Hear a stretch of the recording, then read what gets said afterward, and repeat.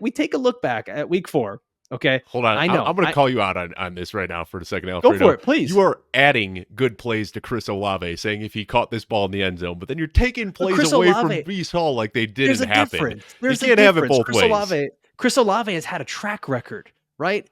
Chris Olave has had Breece a track Hall record. last year was the RB1 when he got injured. He's not the same player this year. He's still recovering from an ACL. Go ahead and take a look at it. Can you see the steam coming out of my ears right now?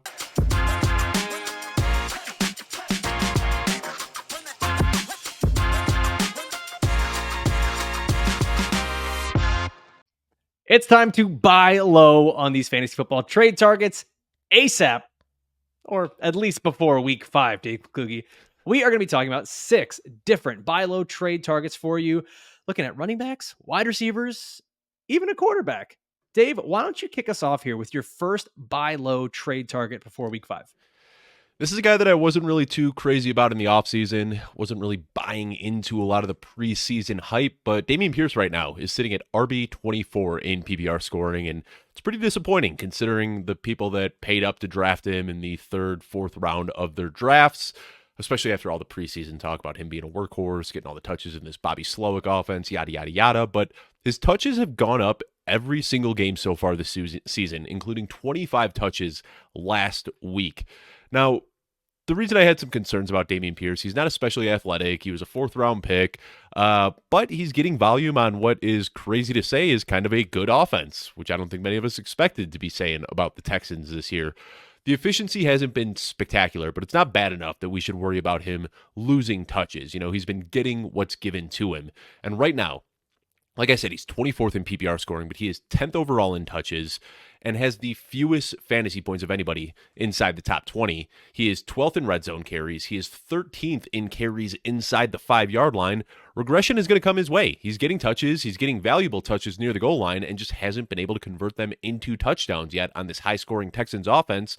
So, yeah, I want to go out and trade for Dameon Pierce if any of his managers are freaking out after the first 4 weeks.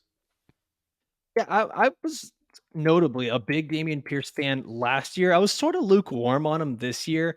And Dave, I'm not going to lie. It's just there hasn't been a whole lot of attraction to Dameon Pierce going forward. I think the big thing was everyone was worried that this Texans offense was going to be bad because of the rookie quarterback. And we're seeing CJ Stroud's actually been really good. The Texans offense has been good, but they're not establishing the run the way we thought. And Dameon Pierce is, I mean, he's still getting the touches. It's just we're not seeing the same type of output that we saw last year. And we did see it last week, and that's why I'm hoping that we see this kind of upward trajectory that can continue to stick. Like I said, he's seen his touches go up every single game so far this year. Maybe we put that up on D'Amico Ryans, being a first-year head coach. It's tough to go out there and stick to a game plan. It's easy to say we're going to do this, but then when you're on the sidelines and you're feeling the pressure of being in-game, it's a little bit easier to realize we're playing from behind. We need to throw the ball more. Hopefully, as he matures as a coach, they can establish that run like they talked about doing throughout this offseason. So, again, I'm not saying that you need to go out and buy Dameon Pierce as a potential RB1 for the rest of the season, but if he had a couple touchdowns, which we saw one get pulled back on a penalty last week, we had another one where he was just short of the 1-yard line. If he converts a couple of those extra touches into touchdowns, all of a sudden he's sitting as a top 12, top 15 running back, and nobody's thinking about buying low on him. So I think that the usage has been there. It's a good offense. He hasn't been a liability in the run game, so I'm more than happy to go out and get him if I can. I think the big thing that we want to see is we want to see this Houston Texans offensive line get healthy. And right now, what's going to happen is the more that we see these defenses go up against the Texans, they're starting to just be worried about the passing attack. Everyone's looking at CJ Stroud and saying, okay, this is a guy that we actually have to stop. We can't just focus on the run. And Dameon Pierce's 2.8 yards per carry is very uninspiring. Yeah, last year great. Too. Yeah, it's not great. But I think what we'll see is things are going to start to open up, especially as that offensive line gets a little bit more healthy. So I dig that one, Dave. Good call on your first buy low target. Now, if you're enjoying the video so far, we got one target for you. We've got 5 more coming up. But if you're enjoying this, please click that like button, drop a comment down below with your questions of what players you're looking to trade for, maybe some players on your team that you want to trade away. Drop those questions in the comments down below, and I get back to every single one of them. And of course, as always, please make sure you are subscribed to the channel so that you can get our show 4 days a week, the Sunday morning live start sit Q&A, and all of the other great shows that we have here at Football Guys. Now, Dave, I'm going to give you my first buy low target, and it's Chris Olave, wide receiver for the New Orleans Saints. And it's kind of crazy because Chris Olave's been really good so far throughout the year. You go back and between weeks 1 through 3, he was a wide receiver 12. And then he comes out in week 4 and has a big stinker of a game, drops all the way to wide receiver 27. It's wild what one game of 1.4 PPR points can do to you in this economy.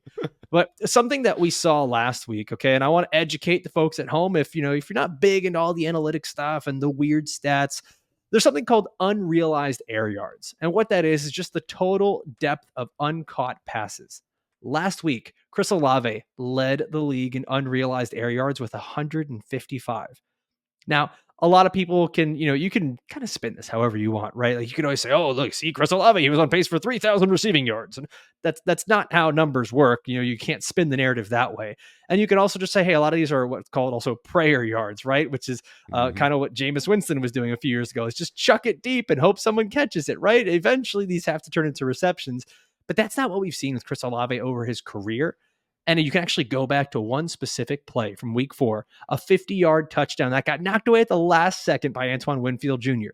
And I know we can always play, if and maybes and all this with these different players, but that one play was the difference of what, Dave? We're talking about 12 points. Yeah. And all of a sudden we're talking about a guy having a 13, 14 point week and he's still a top 15 wide receiver.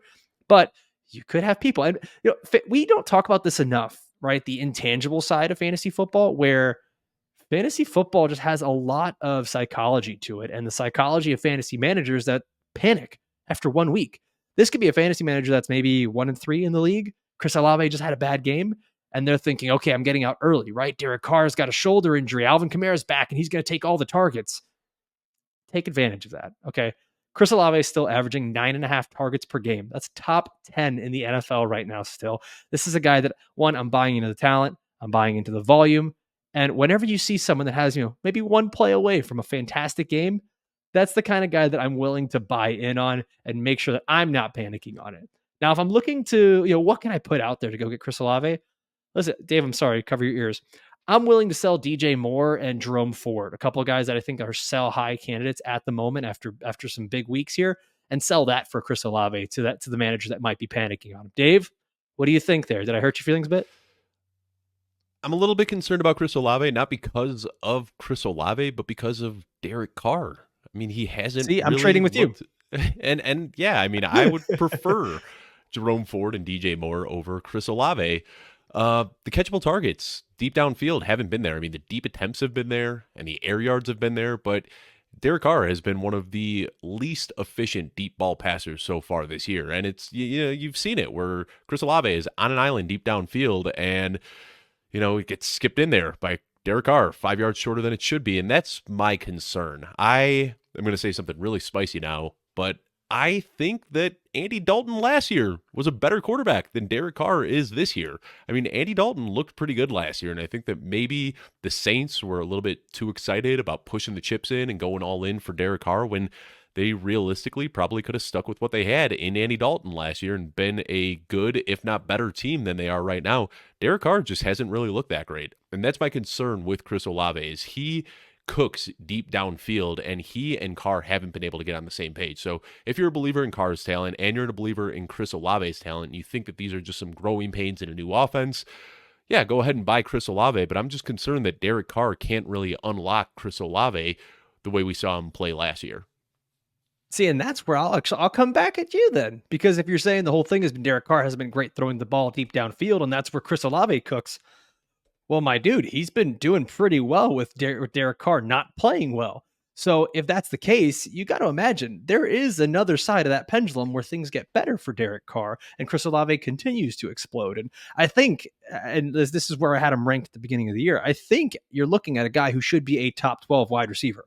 I don't think that you have that. At worst, let's say at worst, top 15 wide receiver in the season. Yeah, I don't think you totally have that fair with DJ Moore. I don't think you have that with Moore. And I don't know that 14 you're 14 right now. Just saying, even with a dud performance, he's still putting up top 15 numbers. I'm sure he is. I'm still going to keep Chris Olave way ahead of DJ Moore in fantasy. And Jerome Ford is a guy that I do like the talent. Don't get me wrong. it has not looked great so far. He's been saved by some touchdowns. I wonder how much of that is actually the Cleveland Browns offense. I'm a big fan of those 2-for-1 deals where I'm Yeah. trading away what I believe are two medium players for one really good player Yeah, back in two return. sevens for a 10, as Scott Pianowski likes to say. There you go. Yep. I just don't think That's where DJ I'm Moore's at a with that. 7. And the one thing, I'm just going to add some context because a lot of I people are shouldn't have. talking I about shouldn't have how picked a bear. bad well, no, I'm going to say Jerome Ford because a lot of people are talking about his, dwindling snap count last week and that he didn't look very efficient. I'm wondering if these people watch the game because Jerome Ford was injured. I mean, maybe not injured, but he was hurt. How many times after a hit was he limping off to the sidelines, rubbing his legs, getting back out there? I mean, he was not 100%. So I'd say Jerome Ford is a buy low if anybody's panicking after last week's outing. Well, also, I'd like to say, like for the Browns, let's just throw out whatever happened last week. Yeah, that is not PTR the same was team that awful. we're going to see. Yeah. Yeah. All those people that were clamoring for Dorian Thompson-Robinson. So, sorry, Yikes. not yet. Not Me. yet. All right, Dave, Me. take us to your. I am people. Just you pointing in the mirror. You did this. All right, take us to your second buy low target. All right, now with these next two guys, I'm going to be leaning into some preseason takes a little bit here, but Breece Hall, right now, the RB31. I am trying to buy low on Breece Hall if I can. He has seen his efficiency slowly go up. Weeks 2, weeks 3, weeks 4. Obviously, the efficiency week 1 was a little unheard of. I think that he caught everybody by surprise with some of those big runs that he had, but 9.3 yards per attempt on Sunday night and a season high 4 targets. A lot of this comes down to me being unable to understate just how bad Dalvin Cook is. Second lowest rushing yards over expectation in the league, the fewest yards per attempt in the league now. Cam Akers needed one game with Minnesota to leapfrog ahead of Dalvin Cook in yards per attempt. And right now, like I said, Breece Hall is the RB31 in fantasy. I think that is his floor. We're only going to see him get better from here. And right now, fantasy managers in the offseason were investing 3rd or 4th round draft capital in Breece Hall.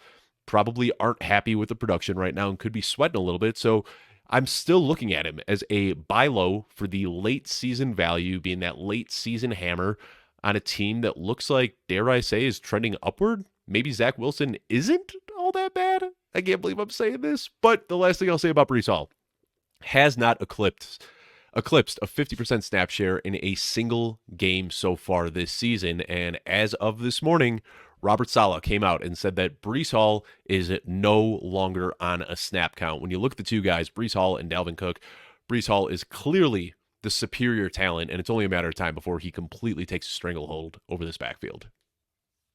So I'll say this, and there's absolutely two sides to it, okay? And I'm not going to discredit what you're saying, but I'm also not buying it all the way. If there is a week for him to absolutely smash, it should be this week after a good Zach Wilson performance. Robert Saleh saying that we're back in on having Breece Hall get his touches, and they're going up against the Denver Broncos. So if there is a week for him to smash, it's that week. The problem is next week, it's the Philadelphia Eagles. A week after that, there's a bye. So there could be a really quick halt to the Breece Hall parade that's taking off. The other thing, Dave, and I know we've talked about this back and forth, and I think that we've seen how numbers can oftentimes get, spun to a narrative, right? You are of the mindset we can't take away the good plays because then you're just left with bad plays. And I'm of the mindset I don't think we should put as much weight on those good plays. And so, we take a look back at week 4. Okay. Hold on. I know. I'm going to call you out on this right now for a second, Go Alfredo. for it, please. You are adding good plays to Chris Olave, saying if he caught this ball in the end zone, but then you're taking plays away from Breece Hall like they didn't happen. You can't have it both ways. Chris Olave has had a track record, right? Chris Olave has had Breece a track Hall record. last year was the RB1 when he got injured. He's not the same player this year. He's still recovering from an ACL. Go ahead and take a look at it. Can you see the steam coming out of my ears right now? I know. But you go and you look at last week, man. I'm looking at 56 yards on the ground, 143-yard rush. Outside of that, you're looking at a guy who had 5 carries for 13 yards. Before that, it was 1.5 yards in week 3 per carry, 2.3 yards per carry in week 2. And the same thing, 2 super long runs in week 1, the 83-yard run. Other than that, Breece Hall's been hovering just under 3 yards per carry. So I'm not discrediting what you're saying. I do think that Breece Hall is going to get better as the season goes on. I just have a very hard time going #wheels up on Breece Hall right now. So because I think go for it. The reason I'm trying to buy now is because, like you said, they're playing the Broncos this week. The team is trending up. They look decent with Zach Wilson. So right now, you're buying him as an RB3. This week, if he goes out and Very he fair. sees an 80% snap share and he rushes for 100 plus yards and he scores a touchdown, people are immediately flipping that gear and looking at Breece Hall as a top 10 running back again. People aren't going to say, well, it was just the Broncos. They're going to see the snap share go up. They're going to see the rushing yards. They're going to see Breece Hall look like Breece Hall of old on a full snap count. And then the buy low window slams shut. So that's why I'm trying to buy him before this matchup against Denver. If he has a good game against Denver, are you then flipping him? Are you selling high? No, I would just ride him as a top 10 running back for the rest of the season. And, if Whew. he has a bad game against Denver, then we start to sound the alarms a little bit. Then we Yeah. get concerned. If he sees a full snap share against this terrible Denver defense and still is struggling to put up meaningful production, then I'll concede that I'm a little bit concerned. But I think he's going to smash this week against Denver. And when he does, this buy low window that we've been looking at through the first 4 weeks of the season is done. All right, before we keep going on here, I want to remind you guys that Football Guys has weekly rankings over on footballguys.com, and they're 100% free. You're going to have analysts like myself, Dave, and the other staff members here at Football Guys all giving you our weekly rankings. Now, if you want custom rankings designed for your league, your team, your players, you get waiver wire advice, start sit advice, projections, all of that. You can become a Football Guys Pro subscriber for just $3.99 a month. It's the most affordable subscription plan in all of fantasy football. It is an awesome value. Plus, I mean, you get a little bit more of me and Dave. Why would you not want that? For just $4? Come on. Two of us, that's less than a coffee. You're welcome.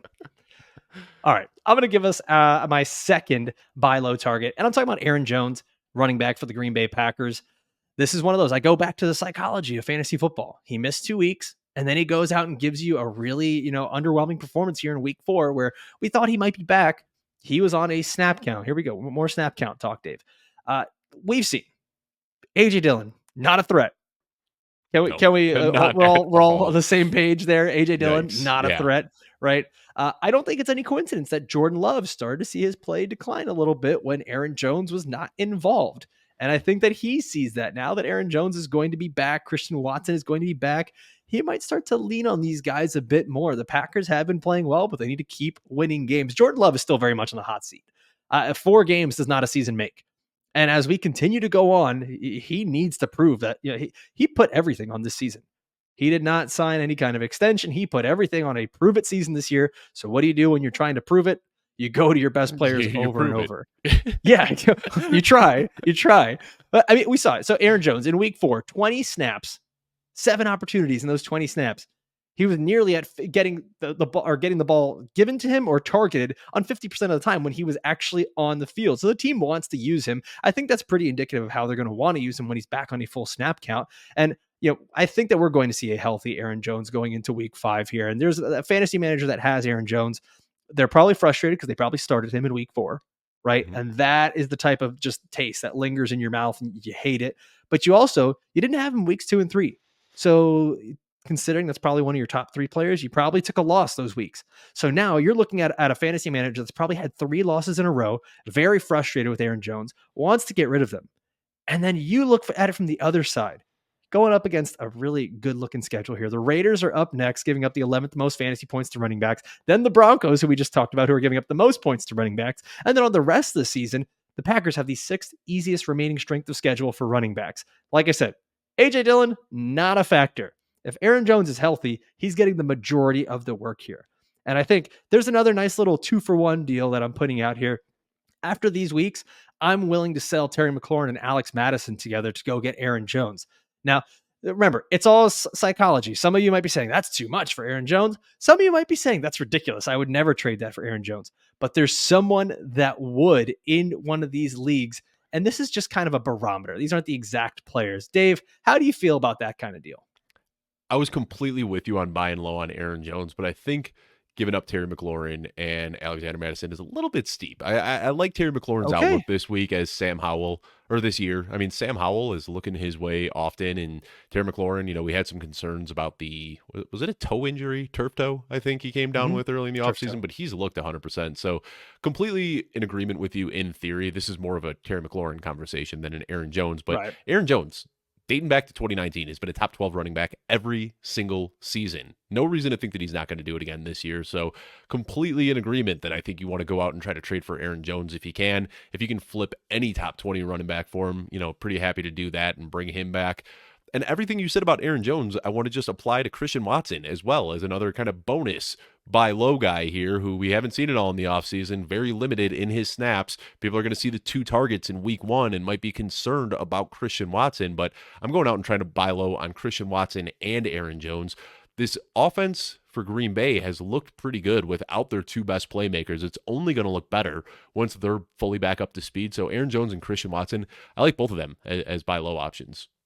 And it's funny, Watson is one of those guys that I think that people are looking at him from both ends of the spectrum here. I think there's a case to be made that he's a sell high. There's a case to be made that he's a buy low. I'm with you on that. I think he's a buy low. But it's funny. I'm in a couple of other industry analyst leagues, and he's being put out there on the trade block. I think people are trying to figure out what Christian Watson is worth. So I think that's another guy that could be worth a discussion. Going off on a tangent here, these analyst leagues that we're in, they're fun. Don't get me wrong. I'm in a bunch of them, but they are not an indicator of what is happening in real life fantasy football leagues. Like you and I, we're talking about trading Kyren Williams a couple of weeks ago, and we've got our listeners saying, I traded Kyren Williams for Travis Kelce. I traded Kyren Williams for Jamar Chase. I traded Kyren Williams for AJ Brown.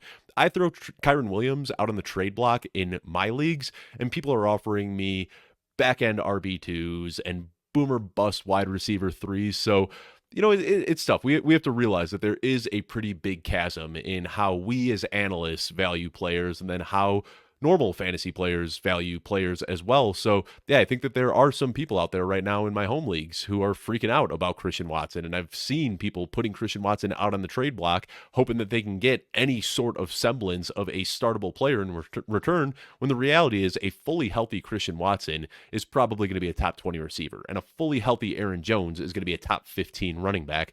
You and I know that, but I think it's important that other people realize that there are buy low window availables for both of these guys right now.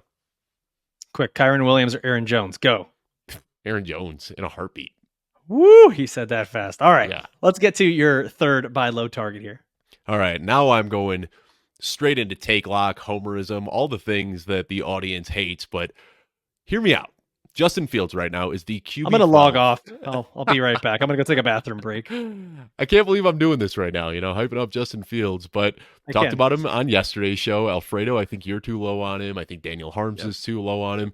And the consensus is kind of in between where I am and where you are when you start looking at consensus rest of season rankings. But despite rushing for less than half of the per game output we saw last year, he is still giving us QB1 numbers, and he has taken a step forward as a passer. Like I said in yesterday's show, he has hit 200 plus yards in 75% of his games so far this season, after hitting that mark in just 23% of his games in his first 2 years. Now, his first 3 games were against top 12 defenses against quarterbacks: Green Bay, Tampa Bay, Kansas City. 3 pretty good defenses there, and he still averaged 14.6 fantasy points per game in those 3 outings. In the one positive matchup he's had, and it is a very positive matchup, all right, don't get me wrong, Denver Broncos, he gave us 29 fantasy points. So he's going to have other good matchups going forward. His schedule gets much easier down the stretch. Right now, we're seeing him develop into a much better passer, and I think it's kind of going ignored because of the fantasy production. They are allowing him to throw the ball deep. He is 10th in deep ball attempts, and he is 9th in deep ball catchable target rate. So he's throwing the ball deep, and he's throwing the ball accurately. He has a career-high touchdown rate, career-high in completion percentage. He has seen an increase in pass attempts this year from last year, up 32%. So all of the things that we hoped, that he was going to throw the ball more frequently, that he was going to throw the ball deeper, we're seeing that come to fruition right now, and he is still leading the league in red zone opportunities, leaving some room for regression in the rushing output. I truly believe that for the rest of the season, you're looking at a top 10 floor for Justin Fields and a top 3 ceiling. So I'm still looking at him as a top 6, top 7 quarterback. And I think that his ceiling has been completely untapped this year, trying to buy low on him wherever I can. And I actually did yesterday in a dynasty league. I don't want to go out here and give advice that I'm not actually adhering to. So if I said, I want to buy low on Justin Fields, I went out in all of my dynasty leagues that I didn't have Justin Fields in, threw some offers out there, and I actually got a trade for Justin Fields. So I think the Justin Fields thing, like wherever you fall on this side of the argument, I think it all just boils down to if you believe the Chicago Bears are going to put him in a situation to succeed, right? Like, are they going to continue to scheme things up properly for him? Because you say that he's improved as a passer. My counter argument to that is, how much does that really matter that he's improved as a passer if it's not showing up in the stat sheet? I think that as for fantasy, it's a bit different, right? I think that there is a development that's taking place in the NFL of him as a better passer. But for fantasy, what we really want is the rush attempts and the rushing yards that come with it and the rushing touchdowns and all those things. And we look back at last year and we talked about this on yesterday's show that Justin Fields was not a top 10 or top 12 quarterback through the first 4 weeks of last season. So we could see something, very similar to last year. All of a sudden he starts running the ball quite a bit more. My worry is still this is this Bears team. They're still very much in disarray. The passing just still has not been good for Justin Fields. I'm taking a look at it right now. One game of over 220 passing yards. His improvement as a passer, I don't know how much it genuinely means for fantasy. What we want to see is more of that running. He's got one game with double-digit rush attempts, and in that game, he still finished with under 12 fantasy points. I'm just worried. It seems like no matter what side of the code we're using here for Justin Fields, it's not showing up as fantasy success. This game here against the Broncos is where we get a top 5 finish. And I do see it. I see it, Dave. Like, there is a possibility. You got Washington, Minnesota, Las Vegas, the Chargers. That's 4 pretty solid matchups for him where everything could get right back on track. I think it's just going to be a matter of, like, do you have the faith in Justin Fields? Because I don't know if there's any numbers here that could really sway you one way or the other. So you saw in last week's game, I mean, he was standing in the pocket for the first 3.5 quarters of the game. And then when it got close and they needed to start generating some extra offense, that's when you saw him running with the ball. And he was showcasing the same rushing ability that we saw. It was really just on the final drive of the game. So I think right now he has been coached up to stay in the pocket. But as they can start to play softer offenses or softer defenses and start getting in more games where they have an ability to win, that's where we're going to see Justin Fields rush more. Just like we did last year. We saw him rushing late in games, ripping off these huge plays to keep the team in games that they would inevitably lose. But nevertheless, I think that we are going to see him rush more. We're already seeing him take the steps forward as a passer. I have faith that he can put it together by the end of the year. And I don't think that there's any chance that he's going to get benched. They if they were going to make a switch to Tyson Bagent, we would have seen it last week going into this game against the Broncos, but they stuck with him. He showed great strides as a passer. He still has the athleticism as a rusher. I mean, right now, I think we've seen the floor. He's already got through the toughest stretch of his schedule with these first 3 games, still gave us 15 points per game. And the schedule for the rest of the season, I mean, you look on the Sleeper app, it shows you red, orange, yellow, green. It is just a strip of green the whole way down. He has a very, very nice matchup or a very nice schedule for the remainder of the season. Yeah, I think the one thing that we can count is that Bears defense is going to continue to be pretty bad. And no matter what, I saw they that just means. set the record for most consecutive games allowing 25 plus points. 14 games going back to last season, they have let up 25 plus points. That is, yeah, wow. It's not great. Not great, Bob. Bad. But I think that's what's going to lend to, more attempts here for Justin Fields. It's just going to be a matter of what kind of attempts are these going to be? Are these going to be those sit in the pocket and prayer yards types of attempts? Or is this going to be him trying to keep them in more of a neutral game script by running? It's I hate to say it, but it's going to be very much a wait and see approach. And I know that's the most lukewarm type of take you can have here. I don't have a strong take towards Justin Fields. So, Dave, if you're right, man, kudos to you, because that could be a league changer right there. And this is, again, me trying to get ahead of the change because he had a good week against Denver. If he has another good week this week, that buy low window closes shut, and then you're not able to buy low. So right now, people are still panicking, looking at him as maybe a potential drop after his week 3 outing. They're looking at him as not maybe a QB1 right now. So I try to get ahead of the curve and buy these guys before they put together a string of consistently good games. All right, I'm going to finish this off here with my third and final buy low target before week 5. It's Travis Etienne, running back for the Jacksonville Jaguars. And Dave, I was going back and forth. I was thinking of maybe Zay Flowers at first, and then I told you I ended up on Travis Etienne, and you liked this one a bit more. There's some really nice numbers here for Travis Etienne in terms of volume, right? And that's what you're always searching for as running backs. No matter how we slice it, volume is king for running backs. You're looking at a guy who's fourth in rushing attempts, third in total touches. He had 23 opportunities in week 4. Travis Etienne has been getting the ball a ton. And I know that a lot of the worry before the season was, is Tank Bigsby going to take away these touches from Travis Etienne? Listen, Tank Bigsby has gotten some goal line work, but just 5 rush attempts over the last 3 games for Tank Bigsby. He has not been a big factor for Travis Etienne.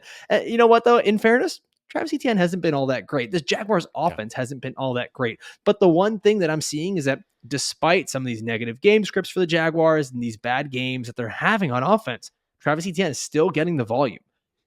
Typically, when you see a team struggling, they're going to go back to what their identity is and what helps them cook, right? Travis Etienne is getting all of that volume. And, we're looking at this week. Jaguars going up against the Buffalo Bills. It's going to have a pretty high implied point total going up against the Bills here. And the Buffalo Bills have not been very good at stopping the run. It's actually been a weak point for them. I think that the good offense and some of the things they've been able to do has masked some of these weaknesses. And that passing defense might not be as good as we've seen in weeks prior either now with Tre'Davious White out with a torn Achilles. But we saw last week, Etienne was able to go for 101 yards on 8 attempts. Granted, I'm not saying that everyone is this mythical being of Etienne, but if Travis Etienne can get himself another, 16, 17, 18 carries like he's been doing every single game, there's a solid chance here he can rip off a big play. Especially we've seen that the Bills are a bit more susceptible to allowing big runs from the running back, especially on zone runs, which Travis Etienne's done that a little bit over 50% of the time. So I do think this is a good matchup for Travis Etienne this week going up against Buffalo. And they've actually got a pretty solid schedule going forward. And for running backs, I just want to buy in on volume, buy in on talent, and buy in that this Jaguars offense is going to continue to improve. Dave, here is a 2-for-1 package that I like for Travis Etienne. Rachaad White and Romeo Doubs for Travis Etienne. Yeah, I'm trying to, if I had any Rachaad White, I'd be trying to sell him. But yeah, Rachaad White is a guy that I just wrote about last week, is somebody who I don't expect his workload to maintain, whether it's Keyshawn Vaughn or Sean Tucker or Leonard Fournette rising up like the Undertaker out of the coffin and coming back into Tampa. I do have some concerns about Rachaad White maintaining his workload. What I like about Travis Etienne especially, first of all, big fan of the talent. I've liked him since he came into the league, but he's getting it done through the air and on the ground. He's 13th in rushing yards. He's 8th in receiving yards. I like those dual threat players. I get concerned about some of the gimmicky satellite backs that are only getting it done through the air because they are very game script dependent, much like some of the guys that only get it done on the ground can be game script dependent as well. Travis Etienne, whether they're up, they're down, close game, ahead, behind, it doesn't matter. He is going to be in that backfield. He's going to be getting the touches. He's just a talent that I like. 7th in the league in weighted opportunities. I don't see how you can't be excited about going out and trying to buy low on Travis Etienne if there's any semblance of a buy low window. Volume is king when it comes to running backs. Like, that's it, just point blank. Volume and talent, and when they marry together, that's when you get that beautiful, beautiful fantasy goodness, which is very rare, but you're getting that with Travis Etienne. Yeah, and one bonus point I'm going to make here. I'm taking a look at the schedule for Travis Etienne. I know that the Jaguars in the same division as the Tennessee Titans, that vaunted run defense, they only have to play the Titans once, and that's going to be in week 11. And then the next Titans game is week 18, when the fantasy playoffs for most people are done. So you avoid that really tough run defense in what could have been a disastrous final week for those fantasy managers that end up in the championship. So you've got a good schedule for Travis Etienne going forward. And I kind of like that they get to miss out on that tough run defense. All right, Dave, we did it. We got our 6 buy low trade targets here before week 5. We're going to be back tomorrow with our week 5 starts of the week. We're going to be joined by Jeff Bell, Football Guys staffer here, and one of the co-hosts for the Football Guys Dynasty show. Big thank you, as always, to my co-host, Dave Kluge, and our production team here, Julia, Dylan, Jagger. You guys are the absolute best. And of course, a big thank you to all of you for watching and listening all the way through. We'll see you next time. Adios.